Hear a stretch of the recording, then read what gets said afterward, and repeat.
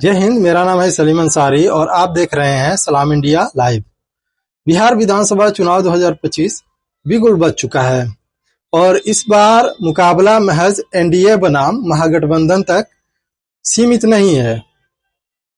इस बार असदुद्दीन ओवैसी साहब की क़यादत वाली ऑल इंडिया मजलिस-ए-इत्तेहादुल मुस्लिमीन यानी AIMIM अपनी रणनीति और सीटों की घोषणा के साथ साथ बिहार के राजनीतिक गलियारों में जबरदस्त हलचल पैदा कर रही है। ऑल इंडिया मजलिस-ए-इत्तेहादुल मुस्लिमीन ने एक ऐसा फैसला लिया है कि मानो कि चारों तरफ से जो है भूचाल आ चुका है। ऑल इंडिया मजलिस-ए-इत्तेहादुल मुस्लिमीन का बिहार के अंदर एक बड़ा पार्टी के साथ गठबंधन हो चुका है और खबर निकल कर के ये भी आ रही है कि स्वामी प्रसाद मौर्य जो कि पिछड़े समाज में आते हैं, उनकी बड़ी पार्टी है उत्तर प्रदेश के अंदर। वो उत्तर प्रदेश के बाद जो बिहार के अंदर चुनाव लड़ने की तैयारी में है और उसी पार्टी के साथ में जो है असदुद्दीन ओवैसी साहब की पार्टी ऑल इंडिया मजलिस-ए-इत्तेहादुल मुस्लिमीन का गठबंधन जो हो चुका है। खबर निकल रही है कि ये भी आ रहा है कि तेज प्रताप यादव की पार्टी यानी तेजस्वी यादव के बड़े भाई तेज प्रताप यादव, लालू प्रसाद यादव के बड़े बेटे तेज प्रताप यादव के साथ में AIMIM गठबंधन होने वाली है। यानी कि ये कहा जा रहा है कि AIMIM और तेज प्रताप से मिलकर के जो है कि बिहार में चुनाव लड़ेंगे। मैं आपको बताऊं कि पार्टी ने करीब यानी कि ऑल इंडिया मजलिस-ए-इत्तेहादुल मुस्लिमीन ने करीब 100 सीटों पर चुनाव लड़ने की ऐलान कर दी है। अब बिहार की राजनीति में एक किंग मेकर नहीं बल्कि एक तीसरी शक्ति बनने का महत्वाकांक्षा रखती है। फिलहाल AIMIM को 100 सीटों का लक्ष्य है और तीसरी सबसे बड़ी पार्टी बनने की तरफ AIMIM जाती दिख रही है। ऑल इंडिया मजलिस-ए-इत्तेहादुल मुस्लिमीन ने अपनी पहली लिस्ट जारी कर दी है जिसमें 16 जिलों के 32 सीटों पर अपने उम्मीदवार की घोषणा कर दी है, जिसमें से अधिकांश सीटें महागठबंधन आरजेडी कांग्रेस के मजबूत गढ़ माने जाती है। सीमांचल का एक मुस्लिम बाहुल्य क्षेत्र है जैसे कि किशनगंज, पूर्णिया, कटिहार, अररिया में अपनी जबरदस्त पकड़ को अब पार्टी मिथिलांचल और अन्य क्षेत्र तक फैला रही है। इससे पहले मैं आपको बताऊं कि ऑल इंडिया मजलिस-ए-इत्तेहादुल मुस्लिमीन ने 2020 के विधानसभा चुनाव में 19 में से 5 सीट जीतकर सबको चौंका दिया था। इस बार सीटों की संख्या 5 गुना तक ज्यादा है और यह फैसला महज एक चुनावी घोषणा नहीं है बल्कि बिहार के उस शोषित वंचित समाज को एक मंच देने की राजनीति है जिसे वर्षों से दोनों प्रमुख गठबंधन महज वोट बैंक समझते आए हैं। यह कदम यह साबित करता है कि ऑल इंडिया मजलिस-ए-इत्तेहादुल मुस्लिमीन का अब केवल एक क्षेत्रीय पार्टी नहीं बल्कि एक राष्ट्रीय पार्टी के तौर पर अपनी पहचान बना रही है और जो पारंपरिक दलों के विकल्पों के रूप में मजबूती से खड़ी है। लेकिन आपके मन में एक सवाल चल रहा होगा कि आखिर बिहार के अंदर क्या चल रहा है। आपको बताऊं कि नीतीश कुमार सीट बंटवारे को लेकर के जो बिल्कुल भी खुश नजर नहीं आ रहे हैं। एक तरफ नीतीश कुमार जहां बड़े भाई का रोल निभाते हुए दिख रहे थे, अब उनके जुड़वा भाई बना दिया गया है। नीतीश कुमार ने यह सोचा था कि हम फिर से बिहार के अंदर बड़े भाई का रोल निभाने वाले हैं, लेकिन बीजेपी ने उनके साथ गेम कर दिया है। कहा यह जा रहा है कि नीतीश कुमार को इस बार महाराष्ट्र के शिंदे बनाने की तैयारी चल रही है, क्योंकि जो सीटें बंटवारा हुआ है वो ऐसे हुआ है कि 101 सीट पर बीजेपी चुनाव लड़ेगी और उसके बाद 101 सीट पर जेडीयू चुनाव लड़ेगी। बाकी 29 सीट पर एलजेपी चुनाव लड़ेगी यानी कि चिराग पासवान की पार्टी चुनाव लड़ेगी। बाकी के सीट पे जीतन राम मांझी को सीटें मिली हैं, लेकिन कहा यह जा रहा है कि जो 101 सीट जो बीजेपी को मिल रही है, उसके बाद 29 सीट चिराग पासवान के मिलाकर के कुल मिलाकर के लगभग 130 सीटें होती हैं, क्योंकि चिराग पासवान जी मोदी जी से पहले से ही घनिष्ठता देखने को मिल रहा था।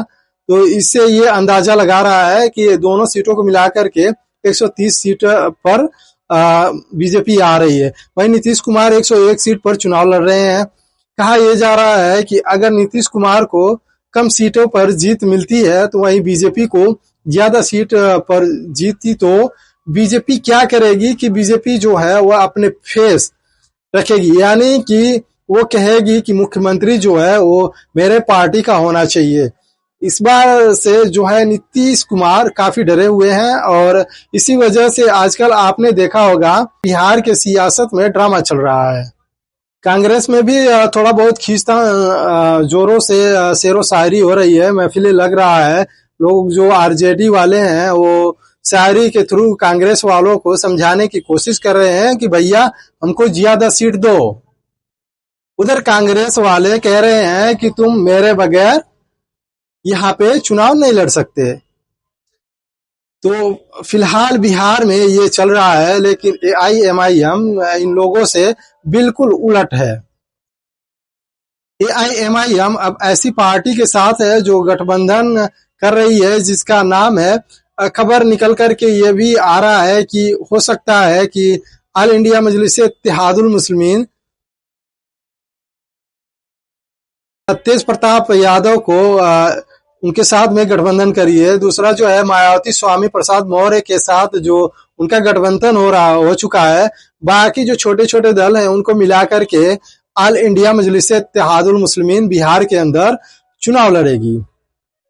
ऐसे में आपके मन में सवाल चल रहा होगा कि जब ये पार्टी जितने भी छोटे छोटे पार्टी के लोग हैं वो अगर एआईएमआईएम के तरफ आती है तो गठबंधन होता है, तो क्या मुसलमान ओवैसी साहब को वोट करेंगे, गठबंधन को वोट करेंगे? तो आइए इन्हीं चीजों पे हम बात करते हैं। सबसे पहला चीज ये है कि मुसलमानों को हमेशा से पार्टी से जितने भी सेक्युलर पार्टी है हमेशा से मुसलमानों से वोट लिया है, लेकिन जब वोट का समय खत्म हो जाता है तो मुसलमानों को एक्साइट कर दिया जाता है। कई रिपोर्ट्स आपने देखे होंगे, कई बार आपने देखा होगा कि मुसलमानों के साथ जुल्म होता है, लेकिन जितने भी सेकुलर पार्टी के लोग हैं वो चुपचाप बैठे रहते हैं। अभी हाल ही में आपने देखा होगा कि आइलम मोहम्मद को लेकर के जो कानपुर उत्तर प्रदेश के अंदर मुसलमानों के ऊपर एफआईआर दर्ज हुआ था। एफआईआर दर्ज होने के बाद क्या होता है कि मुसलमानों को गिरफ्तारी शुरू हो जाती है। पूरे देश के मुसलमान इसी बात से नाराज थे कि क्या आइलम मोहम्मद कहना गुनाह है। मुसलमान जगह जगह पे सोशल मीडिया पे लिख रहे थे, लोग पोस्टर लेकर के बाहर निकल रहे थे, लोग अपने घरों के बाहर पोस्टर लगा रहे थे। लेकिन जितनी भी विपक्ष के लोग हैं, विपक्ष के बड़े नेता हैं, उनका एक भी ट्वीट नहीं आता है। वो ये नहीं कहते हैं कि अगर मुसलमान ने आइलम मोहम्मद कह दिया, कौन सा जुर्म कर दिया, कौन सा गुनाह कर दिया। मुसलमान ने अगर अपने नबी से इसका इजहार कर लिया तो कौन सा गुनाह कर दिया। लेकिन जैसे ही चुनाव का समय आता है ये लोग मुसलमानों से वोट लेने की कोशिश में लग जाते हैं, मुसलमानों को बरगलाने की कोशिश करने लगते हैं। सेकुलर के नाम पे मुसलमानों का वोट लिया जाता है, बीजेपी के नाम से डरा करके मुसलमानों से वोट लिया जाता है। मुसलमान भी इस बातों में फंसते हैं और मुसलमान इन चीजों से बढ़ चढ़ के हिस्सा लेते हैं और वो खुल करके इन सेकुलर पार्टियों को वोट करते हैं। लेकिन होता क्या है, मुसलमानों को साइड कर दिया जाता है।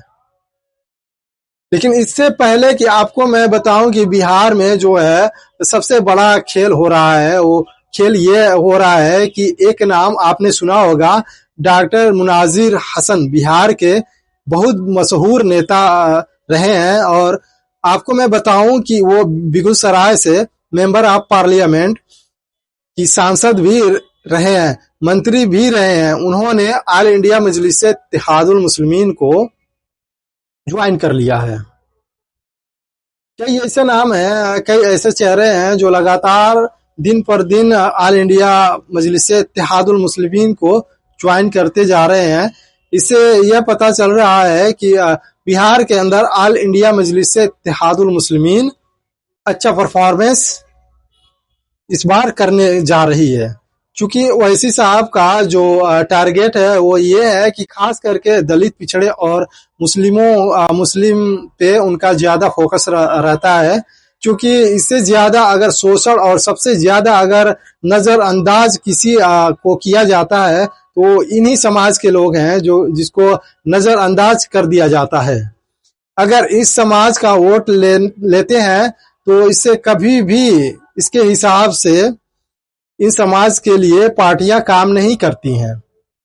वोट के टाइम पे तो इससे वोट ले लेती हैं, लेकिन जब वक्त आता है इनको हक दिलाने की, जब वक्त आता है इनके इलाके में काम करने की, जब वक्त आता है इनको सियासत में जो है कि हिस्सेदारी देने का, जब वक्त आता है इनको सिस्टम में हिस्सेदारी देने का, तब इनको जो है नजरअंदाज कर दिया जाता है।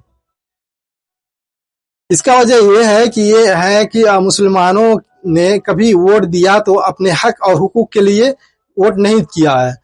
फिलहाल वीडियो में इतना ही, तब तक के लिए बने रहिए हमारे साथ में। मेरा नाम है सलीम अंसारी और आप देख रहे थे सलाम इंडिया लाइव। वीडियो पसंद आया हो तो लाइक करिए, शेयर करिए और चैनल को जरूर सब्सक्राइब करिए। शुक्रिया।